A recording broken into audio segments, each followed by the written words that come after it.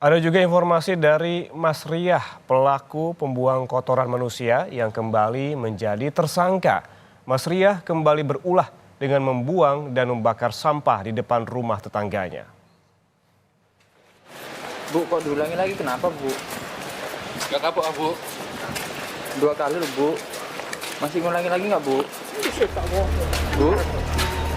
Masih ngulangi lagi, Bu? Bu? Ibu. Seolah tak jera, Mas Riah, perempuan pembuang kotoran manusia, lagi-lagi tak ada habisnya membuat ulah. Mas Riah diperiksa di kantor Satpol PP Sidoarjo dan akhirnya ditetapkan sebagai tersangka tindak pidana ringan.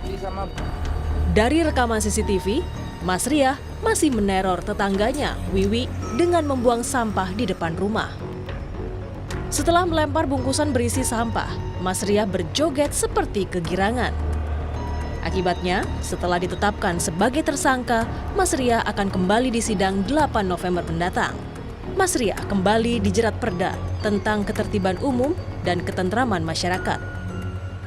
Karena ini tindak pidana ringan, dipiring pelanggaran Perda, jadi sudah jelas bahwa Mas Riah sudah kita tetapkan sebagai tersangka, yang dimana sekarang insya Allah kalau nggak hari Kamis atau Jumat kita sudah limpahkan ke teman-teman pengadilan, seperti itu. Sebelumnya Mas Riah telah dinyatakan bersalah dan divonis 1 bulan penjara usai membuang kotoran manusia di depan rumah tetangganya, Wiwi. Aksi dilakukan Mas Riah agar Wiwi dan keluarganya tak betah karena Mas Riah ingin memiliki rumah yang ditempati Wiwi. Rumah itu awalnya milik adik Mas Riah yang kemudian dijual kepada Wiwi.